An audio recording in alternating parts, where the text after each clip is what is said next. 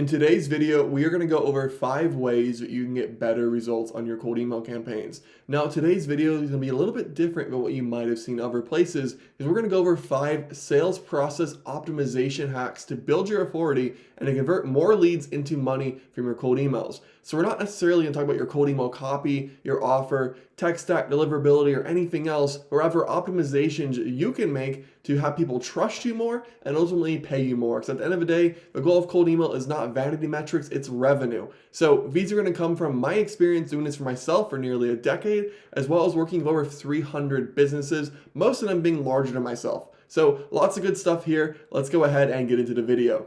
Starting off with number 1, and that's going to be having a dedicated booking page to run retargeting ads. Now, this is a pretty easy project. It's going to take you around 3 to 5 hours to do, so it's something you could easily do on a Saturday or a Sunday. The cost to implement is very low at around $150 to $300 a month. In terms of complexity, as long as you know some basics in ads and basics in website design, this will be a really easy project to do. Now, up on the page here, I'm going to go ahead and pull up my own dedicated booking page. It's really nothing special. It is my website with a dedicated URL that has my Calendly on it so a prospect can book a call. Now, the thing is, you're going to be sending people your calendar very often with cold email, and sometimes you'll even have your calendar as part of your signature. So the whole idea here is that whenever you send someone your calendar, why not be able to retarget them? Because they're already interested, they're already a prospect, they already have higher intent than an average person. So by setting up a dedicated booking page, we can 1, get them in our ecosystem, which means they can see our testimonials, case studies, social proof, blogs. But 2, we can tag them with a pixel, whether it's Meta, Google, TikTok, I don't care, just any type of pixel. That way they can be retargeted. Now your audience is going to be very small because really you're not going to have that many people come to this page. At an absolute maximum, let's say that you had 500 people a month, well, an ad budget of $5 to $10 a day is still plenty for people to see your ads all the time and stay top of mind. So this is one thing we've been doing for our campaign and for some of our clients. It has led to a lot more calls being booked, and it's pretty much passive once we set it up. Because it's a small budget, we're not always optimizing ad or copy, we pretty much just let it run. And one of the great things is if you do need inspiration for ads, both Google and Facebook have ad transparency directories where you can just take your competitors and see what ads they're running and then reference those. So I'll have a link below to both Facebook's ad library and Google's ad library if you want to check them out. Now, the second thing here is going to be getting third-party reviews. So what do I mean by a third-party review? A third-party review is going to be something like Google or Yelp or Trustpilot, Clutch, maybe even some industry-specific review site like, let's say, Software Advice if you're a software company.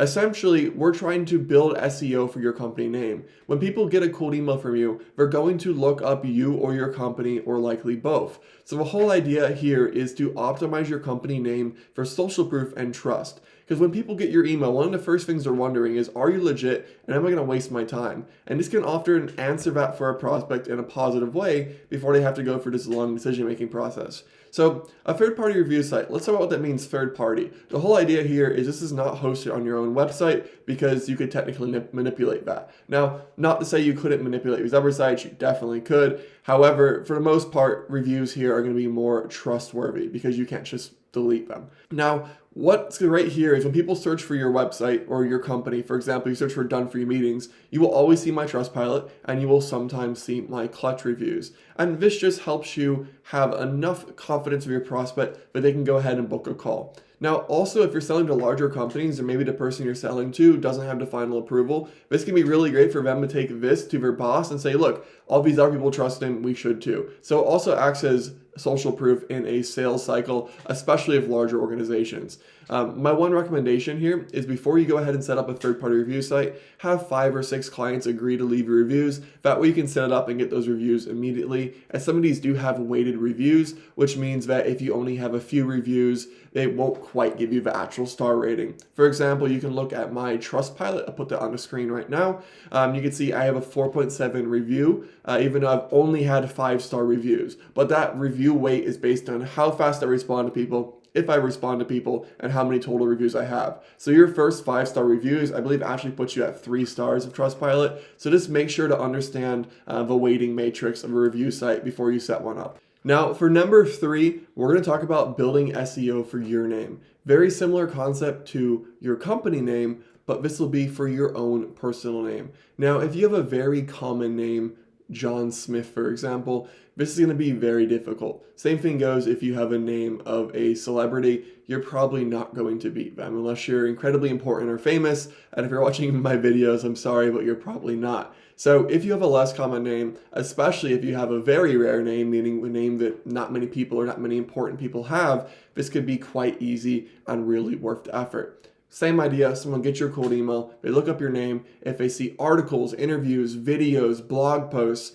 especially on sites that are not your own, that can go ahead and increase your authority. For example, if you look up Michael Gardiner, I do compete with an Australian football player, but you'll still find 1 or 2 things of me on the first page. If you look up Michael Gardiner Entrepreneur, Michael Gardiner DFI Meetings, Michael Gardiner Cold Email, or other variations around business, you'll see dozens of articles, guest posts, podcasts, reviews, third-party content that just validates me as someone you can trust. So the way I found it's best to create this, now a lot of this has happened naturally to me, just from people reaching out to me, inviting me to be on their site, but you can also just build a list of sites that are in your niche, that do interviews, or that do guest blog posts, or that do podcasts, and just reach out and give your pitch. It's amazing how receptive a lot of these sites are. It's actually not that hard to get on them, and sometimes they'll even have a dedicated application form.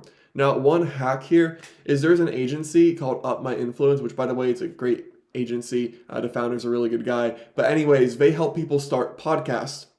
And they have a page on their website, which we'll go ahead and pull up and show you now. But essentially, it shows podcasts that are new and are looking for guests. So are you going to get leads from these podcasts? Probably not. But if you want to build confidence and get used to being on podcasts and have something ranked for your name, this can be a great opportunity to go ahead and get on your first couple podcasts. Now, the 4th one is to get on YouTube. And I really emphasize that because I think a lot of people just hear this and they think, oh, it's so much work if they don't do it. But in reality, it's not that bad. I spend about 5 to 10 hours a month on YouTube. It costs me about $1,000 a month all in, but I could do this for free if I did my own editing and thumbnails and things. I'm just not going to. So let's talk about YouTube and why it's so great for cold email. Well, a couple of things. When people search up your name or your company name, your YouTube is going to show up. But even beyond that, having this in your signature, people will click on it. When it comes to things beyond the basics, a great offer, case studies, marketing, having a YouTube channel is the biggest increase in results that you could possibly imagine. We've had clients of very similar businesses with very similar case studies, with one having YouTube and one not having YouTube, and the one having YouTube doing like 1.5 times better than the person who does not. I would even estimate that 80 or 90% of all the prospects who've ever bought something from me have come across a YouTube video. Now, that doesn't mean they found me on YouTube. That means I cold emailed them or cold DM'd them or they found me on Google, but they saw a YouTube video either in my pre-meeting email sequence or in doing their research, and that built their familiarity and trust of me. Also, unlike written content, when someone watches your content, they feel like they know you, which makes that first call way more warm than would otherwise be from somewhere like LinkedIn or Twitter. So that's why I'm so bullish on YouTube. It's just a fantastic way to make people familiar with you, trust you, and to say, hey, you're competent and you have good information. Now, one thing to note here is I'm mainly talking about YouTube as a social proof mechanism, but YouTube alone can also be a great lead generation tool. For example, in every one of my videos, I have a call to action. Like, for example, if you want help building out your cold email campaigns for your company, there's a link down below to growb2b.io. My coaching and training program will help you set up all these things and do even better in your campaigns. There, that's an example, real call to action, and you can work with me if you want. But it's a great way to get leads from the actual videos themselves. Now, I think people overcomplicate YouTube. I think most people could probably post once or twice a month, but my current upload schedule that I'm trying to follow, at least at the time of recording this, is 3 videos per week. The first video I'm uploading is what I'm calling a value-oriented video. That would be this one, for example, that I'm recording right now, or also put another one up on the screen so you can see. Essentially, I'm not optimizing for SEO or anything else. I'm just literally giving away my secrets in hopes that people trust me, they get value out of this content, and then they consider working with me. The second I do is a tool tutorial, normally a software tutorial. This is more SEO optimized. As people search for that tool, they'll find my channel. I'll put an example on the screen. And the third is going to be an interview. This is where I get to reach out to either my friends or people I look up to and ask them questions, which helps me in business. It's a fun way to meet people and make friends, and also serves as content. I'll have an example here. Now, in terms of managing this, I have a full-time employee that does my editing that's basic, and I also contract out thumbnails and more advanced editing to an agency. So this doesn't take way too much of my time. It is a commitment, but the ROI on YouTube has been absolutely insane, and I highly recommend it. Not only to make your own cold email campaigns better, but literally every form of marketing you do, this just adds so much social proof to it. The final one I have here is getting partner accreditations or certifications or expert status. This is one you can do in a couple hours because you'd only be doing this for tools that you actively use frequently for your agency. Now, if you don't know what a partner accreditation, certification, or expert status is, I'll go ahead and pull up an example of one of mine right here with SmartLead. Essentially, I have used SmartLead enough that the team at SmartLead says, hey, this guy's an expert. If people come to us and say we want to hire someone for SmartLead help, talk to this guy. We have the same thing of Instantly and very soon to be with Clay. And they all have their own application processes, which are different. But if you use these tools and you're a power user and you're really good, it's not generally that hard to get these because you should already be at the level where you can easily meet all the criteria. And essentially, these gives you badges, which you can use in your email signature, either in text or as an image. I don't recommend image for cold email, that's another topic. But it can also go on your Calendly page or on your pre-meeting sequence or on your website. And just in general, they show, hey, this person has been vetted enough that I know he's not an idiot and I'm not completely wasting my time to talk to him. So that's really helpful. Social proof, same as all these other things. Also, if you're targeting bigger companies, they really like these because it reduces the liability of, oh, you made a mistake and hired the wrong person, because the person who's hiring you could say, well, look, they had visa accreditations. That's why I trusted them. So highly recommend reaching out and trying to get some of these. It makes you look really good. And there you have it. Those are 5 things that are kind of outside of like cold email copy or strategy or offer that make a really big difference. I hope these helped. And if you do want to work together to implement these and build out the best possible cold email campaigns you can imagine, there's a link below at growb2b.io where I will talk to you there. Thanks for watching, and I hope to see you in the next video.